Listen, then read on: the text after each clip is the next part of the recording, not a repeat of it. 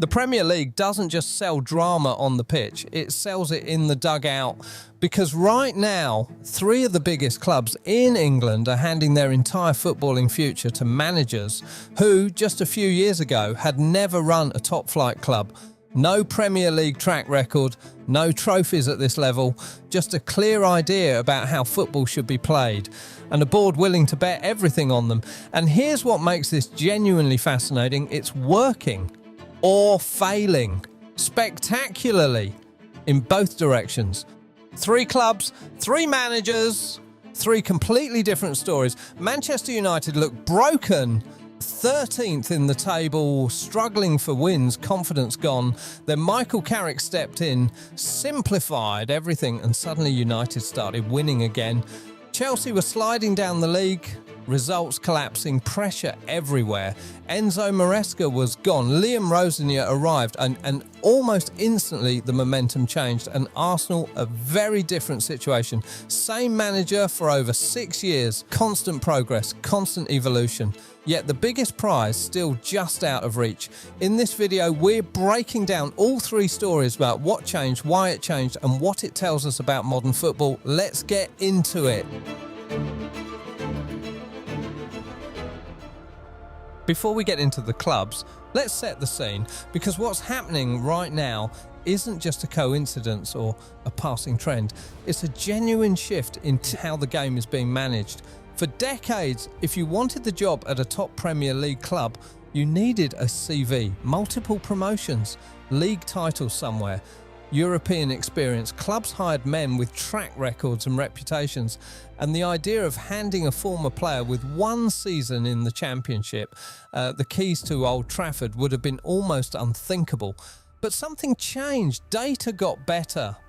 Coaching structures became more sophisticated, and then the Guardiola effect arrived. Clubs saw what a tactically obsessed, idea-driven coach could do and started asking him, what if we back someone like that before they'd proven it at the top level? The risk is obvious. Get it wrong and it's not just points dropped. It's culture destroyed, dressing rooms confused, transfer money burned. But the potential reward is something the old approach rarely delivers. A club genuinely built in someone's image. Football that's recognisable, exciting, and sustainable. What's interesting is that this experiment plays out very differently at each of our 3 clubs. At United, it's emergency surgery after months of mismanagement. At Chelsea, it's the latest attempt to find an identity after burning through manager after manager. And at Arsenal, it's year 6 of a project that has produced some of the best football this country has seen in years, and still no Premier League title. 3 clubs, 3 experiments, 3 very different stories. Let's start at Old Trafford. Manchester United, and their story is the most dramatic and in some ways the most instructive of all 3. To understand what Carrick walked into, you need to understand just how bad things had gotten. By early February, United had won 6 out of 23 Premier League matches. They were sitting 13th, closer to the relegation zone than to European qualification, losing to Bournemouth, losing to Brentford. And the defeats weren't just coming from results, they were coming from complete disorganisation on the pitch. Ruben Amorim, who'd arrived with genuine promise, was drowning.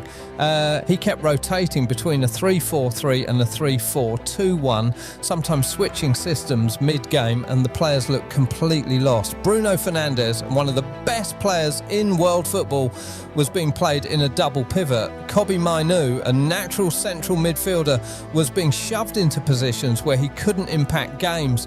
The fullbacks were tucked in so deep they might as well have been centre-backs. And up front, nobody knew what their role was supposed to be. Amorim kept saying the same things in press conferences. We need time. The players must adapt to my system. This is a process. But the fans could see it wasn't working. The pundits could see it wasn't working. And after a home loss to Aston Villa, fans booing, players defeated, on the 5th of January 2026, Amorim was sacked after just 14 months in charge. In came Carrick. A club legend as a player, FA Cup winner, Premier League winner, Champions League winner, but as a manager, one stint at Middlesbrough in the Championship. That's it. Not exactly the resume you'd expect for one of the biggest jobs in world football. His first press conference was the complete opposite of everything that came before. No grand tactical philosophy, no lectures about positional play or the process. Just, I've told the players to enjoy it. We're playing for Manchester United. If you're playing at Old Trafford, that should excite you. After months of tactical overload and complicated instructions, that message must have felt like a breath of fresh air. Then came the results. Manchester City at Old Trafford, 2-0, controlled and comfortable. Arsenal away, came from behind. Patrick Dorg scored an absolute screamer, won 3-2. Then Fulham at Old Trafford, United were 2-0 up. Fulham fought back to 2-2 in the 91st minute, and 3 minutes later, Benjamin Sesko smashed home a winner in the 94th. The place went absolutely mental. So what actually changed? Because Carrick hasn't reinvented football. He ditched the back three immediately and went to a 4-2-3-1, a formation United players actually understand, a formation that's been part of this club's DNA for decades. 2 centre-backs, 2 full-backs, a double pivot, and number 10, 3 attackers. Simple, clear, everyone knows their job. And suddenly Bruno Fernandes was back in his natural role. Kobbie Mainoo was playing as a proper central midfielder. Dalot was actually playing as a full-back, pushing forward, providing width, supporting attacks. The defensive approach changed completely too. Under Amorim, United were trying to press high, but the distances between players were all wrong. Opponents would just pass around them, and suddenly the defence was exposed. Carrick simplified it. Defend as a unit, stay compact, zonal shape, and it's working. Harry Maguire said training under Carrick is clearer, shorter sessions but more intense, less time in meetings talking tactics, more time actually playing. The atmosphere has completely changed. That 94th minute winner against Fulham said everything. Under the previous manager, going to 2-2 in the 91st minute would have been the end of the game. Heads down, same old United. But not under Carrick. 3 minutes later they scored. That's not just tactics, that's mentality, and mentality comes from belief. And belief came back the moment Carrick simplified everything and told this squad to go out and enjoy themselves. Is it sustainable? The real tests are coming. Teams that sit deep, games where United have to break down a low block. The question of what happens when Casemiro leaves at the end of the season. But what Carrick has shown is that sometimes the most powerful thing a manager can do isn't a tactical revolution. Sometimes it's just removing the complexity that was breaking everything down. And that, in many ways, is the opposite of what's happening at Stamford Bridge, where the challenge was never about removing complexity. It was about finding the right kind of it. Chelsea, where do we even begin? By early January 2026, Chelsea were in serious trouble. 1 win in 7 Premier League matches, 15 points behind Arsenal, and the numbers didn't even tell the full story. Because alongside the results, there were reports coming out of a complete breakdown in relationships behind the scenes, players losing trust in the system, an atmosphere that had turned genuinely toxic. The specific problem with Maresca was that Chelsea couldn't handle pressure. They dominate possession, sometimes 70%, and still look like the team more likely to concede. They were technically capable of controlling a game and still completely fragile when anything went against them. The Fulham match on the 7th of January was a perfect example. Cucurella was sent off in the 22nd minute. Chelsea fought back to equalise and still lost 2-1. Fragile under pressure, poor discipline, at crucial moments, possession without real threat. That was the team Rosenior inherited. So who is Liam Rosenior? He's 41 years old. He's never managed in the Premier League. His career went from Derby to Hull to Strasbourg. And Chelsea fans had every right to be sceptical. This is a club used to winning trophies with Mourinho, Conte, Tuchel. Now they're getting a manager most people couldn't place on a map. But here's what Chelsea's ownership saw in him. At Strasbourg, Roseior didn't just do okay, he genuinely impressed. He took a mid-table team, got them playing possession-based attacking football, finished 7th, qualified for the Conference League, and did it with a young squad. His teams averaged only 53% possession, but were second in the league for through balls, recycling patiently, baiting opponents to press, then breaking fast through the middle. The beautiful with the practical, as he calls it, possession with purpose, press intelligently, not just frantically. His first press conference set the tone immediately. He said, "I'm not arrogant, but I'm really good at what I do." At Chelsea, after everything the dressing room had been through, that kind of self-belief landed exactly right. Tactically, Chelsea are playing a 4-2-3-1 consistently now. The double pivot of Caicedo and Enzo Fernandez is crucial. Caicedo as the destroyer, winning the ball and protecting the defence. Enzo controlling tempo and pushing forward when needed. The fullbacks are smarter. Cucurella and Reece James can either push high or tuck inside depending on the situation. When they tuck in, Chelsea get extra bodies in midfield to win second balls. When they overlap, they pin opponents back and create space for the attackers. But the biggest change is this: Chelsea doesn't panic anymore when they don't have the ball. Under Maresca, losing possession often led to chaos. Now they counter-press immediately, and if that fails, they drop into a solid mid-block and force play wide. Against Brentford, they had just 46% possession and took only 6 shots and won 2-0 without ever looking in danger. Against Paços de Ferreira in the Champions League, they had 71% possession, 21 shots, 15 corners, and suffocated the opposition for 90 minutes. Chelsea can now play both ways. That's what a genuine improvement looks like. Those comebacks and dramatic games matter not because of the result, but because of what it proves. Anyone can get a couple of good results on fresh energy and goodwill, but to consistently turn games around, to make your players believe they can win from any position, that's real coaching. Rosenior knew what substitutions to make, he knew how to change the game tactically, and the players trusted the system enough to keep fighting even when everything looked lost. Can it last? Chelsea's ownership has a terrible record with managers. Tuchel lasted 100 days, Potter got 200. Maresca didn't make it to year 2. Rosenior is the 5th permanent manager in under 3 years. One bad run and the pressure will be massive. But right now the foundations are there, that real structure, real problem solving in games, and a dressing room that has belief again. Which brings us to the club in this story that has had the most belief for the longest time under the same manager and still has the most to prove. And now we get to the big one, the one that's been building for over 6 years, the one with the most at stake. When Arteta walked into the Emirates in December 2019, the club was in free fall. Unai Emery had been sacked after 5 wins in 17 league games. Arsenal were mid-table, winless in 7. The football was lifeless and directionless, and the Emirates, once the most intimidating ground in England under Wenger, felt like a library on a bad day. Quiet, nervous, frustrated.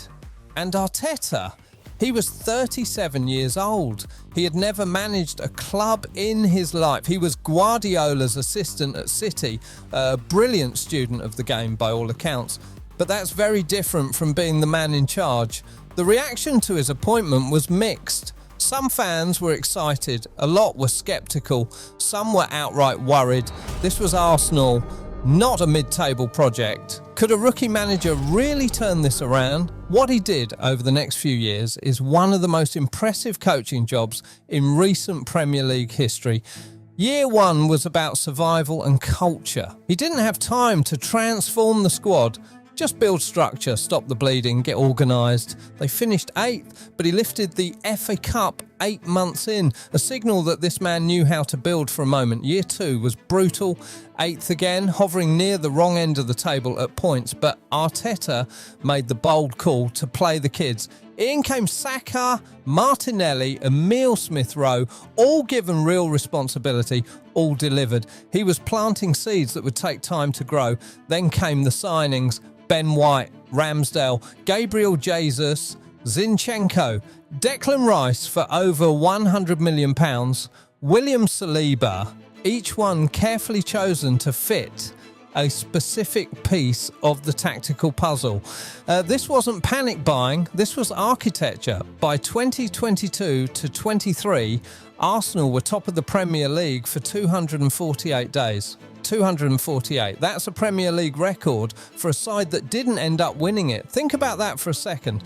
Now, here's something I find genuinely fascinating about English football right now, and it connects directly to the difference between Arsenal and the other two clubs we've been talking about.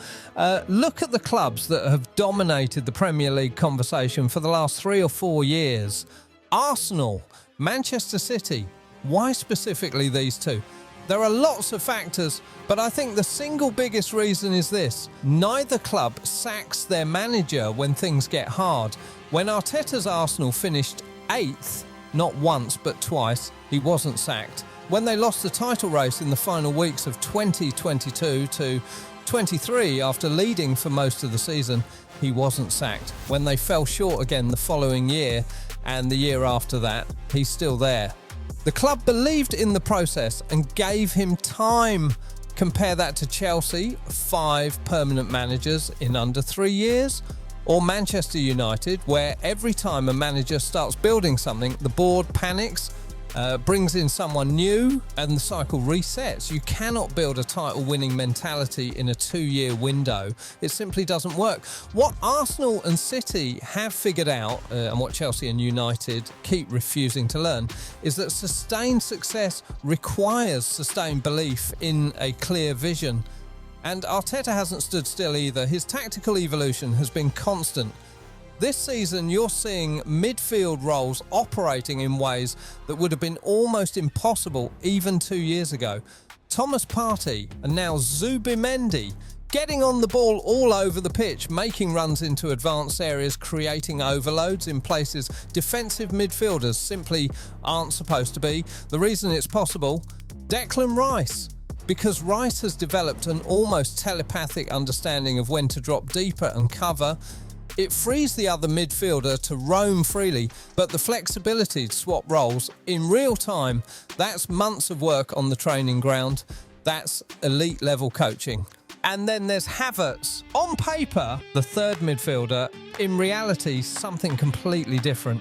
Watch him in a game and count how many different zones of the pitch he touches in a single 10-minute period.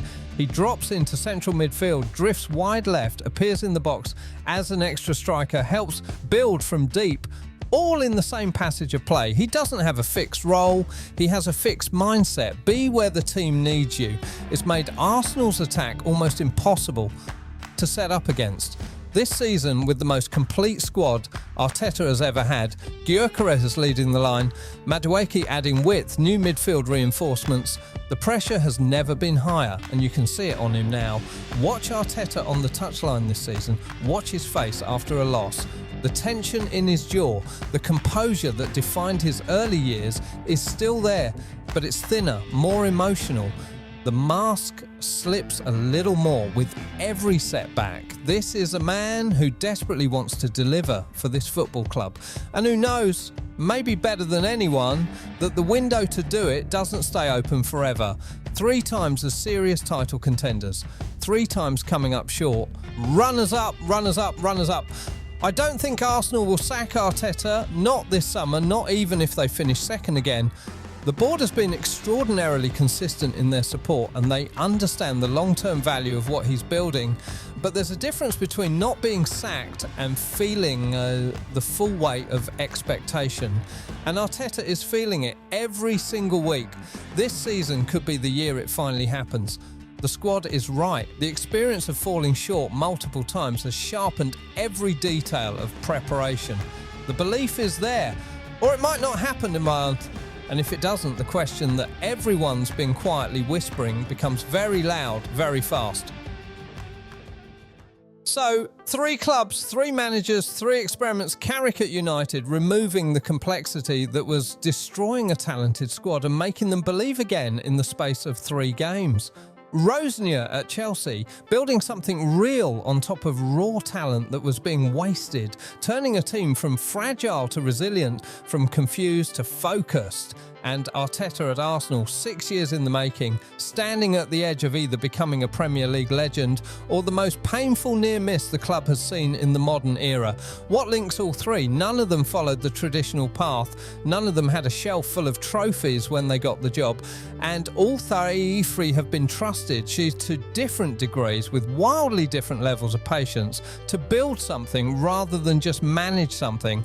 And I think that tells us something real about where football management is heading. The old model, hire a proven winner, pay them a fortune, expect instant result, still exists, but it's being seriously challenged. Clubs are increasingly willing to bet on vision, on personality, on the quality of someone's ideas about how the game should be played. Sometimes that bet costs them spectacularly, but when it works, it produces something the old approach rarely can. A club with a genuine identity, playing football that's recognisable and sustainable. In a league that's already the most watched, most competitive, most lucrative in the world, the Premier League is increasingly also becoming the place where the future of football management is being written in real time. And honestly, I'm here for all of it. Now, I want to hear from you. Which of these 3 managers is making the biggest impact right now? Is Arteta finally going to deliver the title, or is the clock starting to run out? Can Rosenior actually survive the Chelsea machine? And has Carrick done enough to earn the United job long term? Let me know in the comments, and I genuinely read every single one. Smash the like button if you enjoyed this one. Subscribe if you're new, and I'll see you in the next one. This has been the 90 Plus Football Show. Thanks for watching.